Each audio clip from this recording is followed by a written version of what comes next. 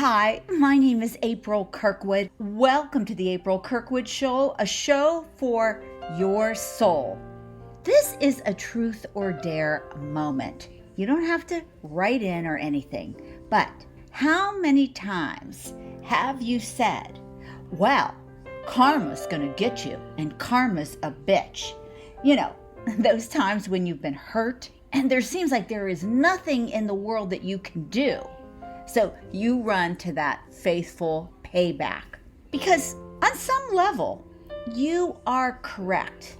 But what I have found is that there is so much more to karma than just sending out bad vibes when somebody has hurt you. Hi, my name is April, and I am the host of the April Kirkwood Show, chatting all the time about your soul and how to become best friends with all that it has to share and help you present life in a good way so that you can maybe avoid some unnecessary pitfalls, gain some insight into your strengths and who you need to stay away from, and, well, more easily understand why you are here and what your lessons are. On this podcast today, we're talking about karma and if you can get rid of it.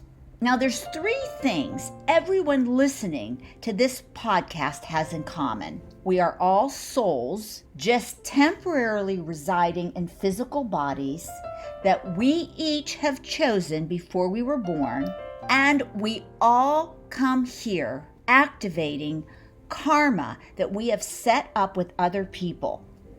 I know, it sucks, right? But before we get to all the down and dirty and good and all of this stuff, well, let's take a moment to center ourselves and set our intention. Intention is so important because it aligns our consciousness with our soul so that we stay, at least temporarily, on the right path. So relax wherever you are. Hopefully you are not riding a bike or driving your car. And breathe in through your nose, out through your mouth 3 times. Relaxing. Hold it just as long as it is comfortable. There are no rules and regulations for you and your soul, but between you and your soul.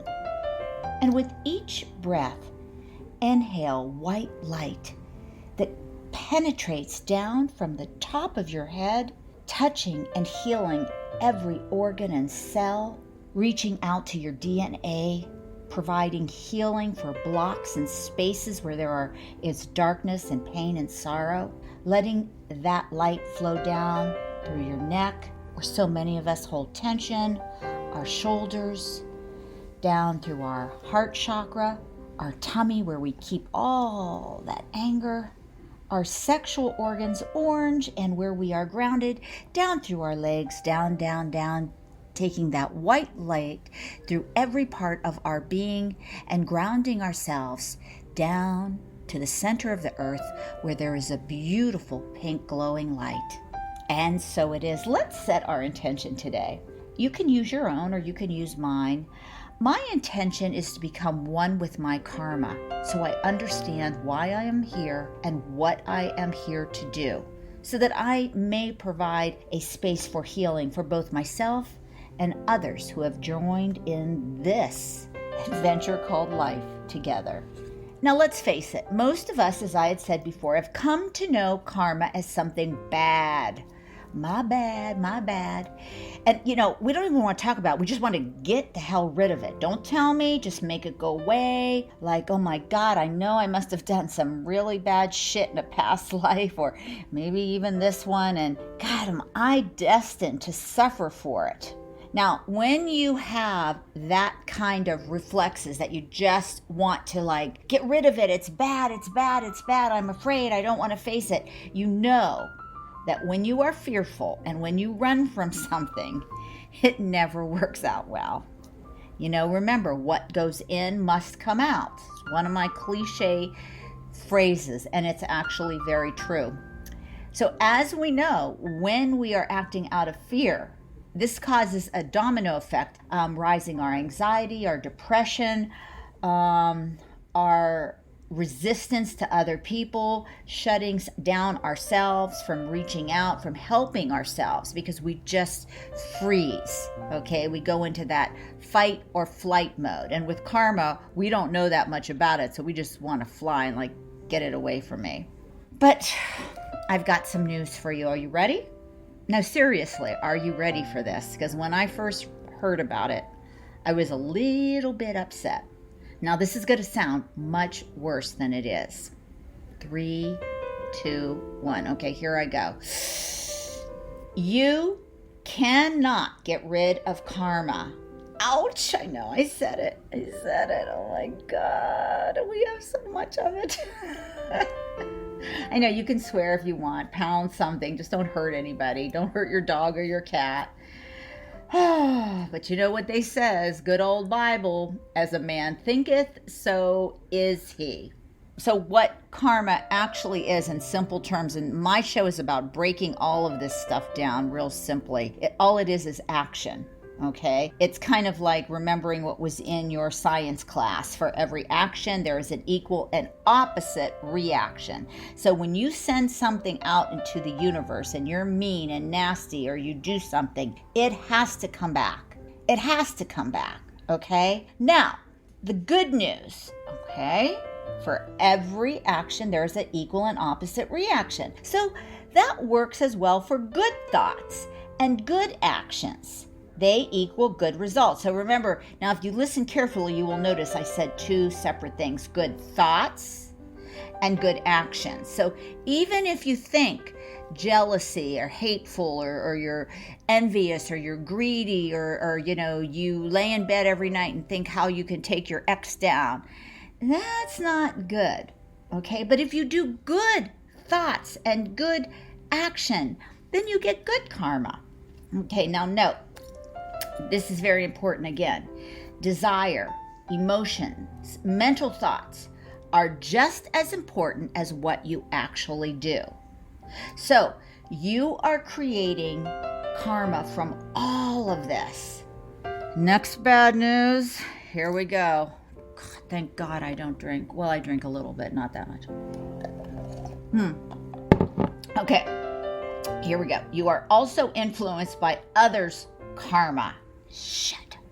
That family, the dysfunctional family that you know, you love them, but you can't be with them for more than an hour. Religion, race, nationality, and most importantly, lovers. And we're going to be talking about lovers in a complete other podcast because love and sex are so important to all of us. Now, why can't we just make karma go away? Because karma is one of the laws of the universe, like gravity, like being born, like at one time we all leave our physical body. It's just part of our world. There are universal laws. Deepak Chopra has a great small book on the universal principles. So, are you ready or you just want to quit for the week? There are 3 types of karma, and I'm not even going to try to, one is Sanchita. I don't think I'm saying that right, but I'm going to tell you there are 3 types of karma, and I'm going to, butcher the name. The first type of karma are those that have been past actions, and that is karma that is still waiting to come to fruition. It's a storehouse, like in heaven, like in the Akashic records of every action you have ever done in every lifetime that you have ever lived. These are all the karma that is unresolved, past actions waiting to reach resolution. So in this lifetime, even though your life may be going through a disaster or feels like it, it's not all of your karma. It's just a piece of it. It's what you chose in the heavenlies before you came down to work on. Now, number 2, and it's spelled Parabda.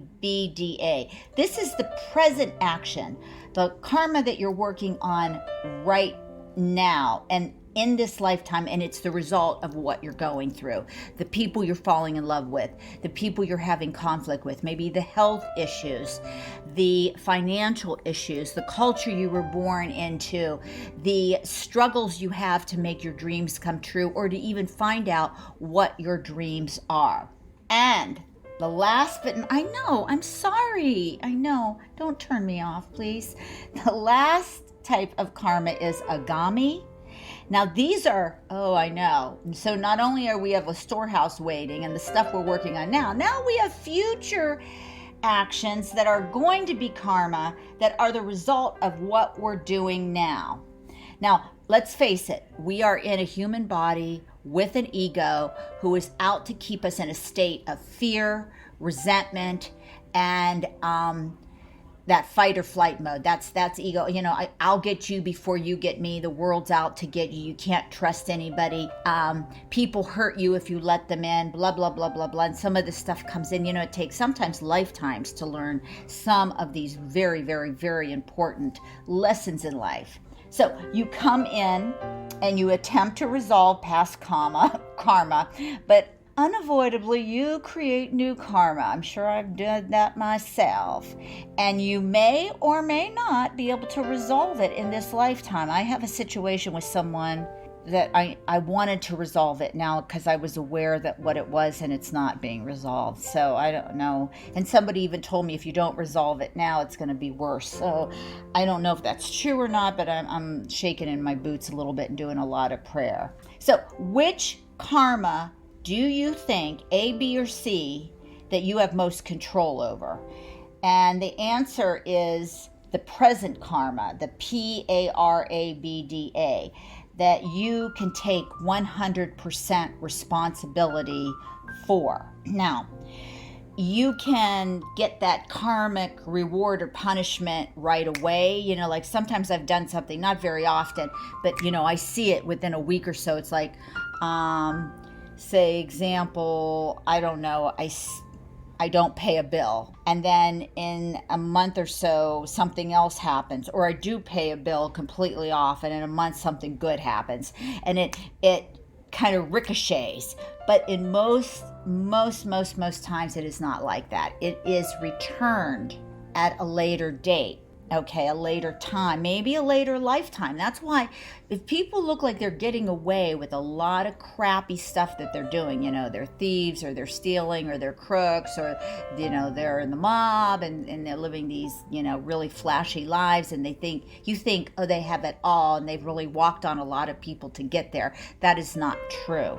We may not see it, but I guarantee you these laws are 100% effective, correct, and always recording themselves. And there goes my dogs again.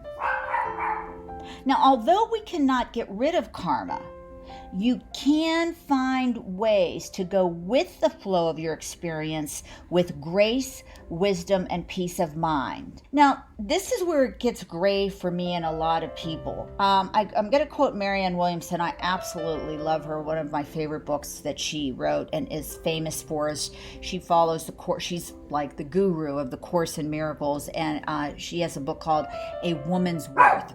And I invite every woman and man, if you really want to know about your woman and what they're going through and what you can do to uplift them and put them on the pedestal that will make them adore you even more. That's a great book, but a great recommendation on my part.